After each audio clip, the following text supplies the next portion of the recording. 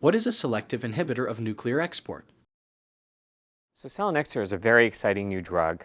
It's a first-in-class agent, which means it's a novel mechanism of action. We don't have any other drugs in this category. And what's really interesting about this is it's not just myeloma. And the reason I think it was published in New England Journal is there are other tumors that are also being studied, including lymphoma, sarcoma, endometrial cancer. And so what it brings up then is that cancer cells have a shuttle protein that moves proteins from the brains of the cell, the nucleus, into the cytoplasm. And those proteins are very important for cell growth and division and basically survival.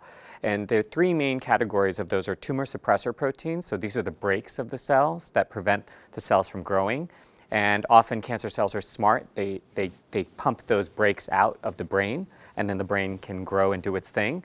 And basically, this is like a sedative for the brain because it stops that pump. And then these tumor suppressors, brakes, are retained in the nucleus where they stop the cell from growing. The second category of proteins are called oncoproteins. And so these are proteins that help the cell grow. And these are also blocked from moving into from the brain into the cytoplasm. And the third protein is the glucocorticoid receptor.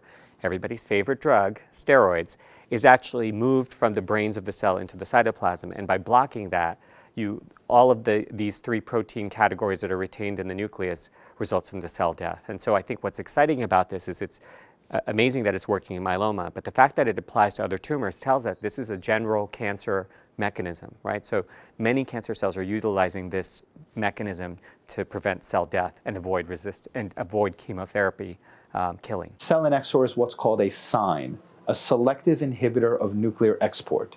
Now, if you try to imagine a cell, and inside the cell there's a nucleus, and between the nucleus and the rest of the cell there are little holes called exportins.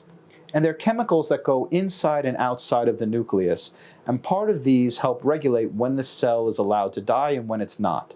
So when a cell becomes cancerous, it kicks out the proteins that allow it to survive. So it says, I can ignore the signals of the body telling me to kill myself. But what this drug does, selinexor, is it blocks these exportins and traps those chemicals in the nucleus. So when the body tells it, as a cancer cell, to undergo programmed cell death, what we call apoptosis, the cell can't ignore it anymore and is forced to undergo the cell death and not proliferate and cause more cancer. Why do you use steroids? So steroids are drugs that we love and hate at the same time. The fact of the matter is that they make all of our therapies work better. When they've been studied, when Revlimid was studied as a single drug, it was less effective than when combined with weekly steroid. The same is true for Velcade as a proteasome inhibitor and carfilzomib as a proteasome inhibitor. And so the drugs are effective. They're effective on their own, the steroids, the dexamethasone. And they add efficacy to other combination drugs.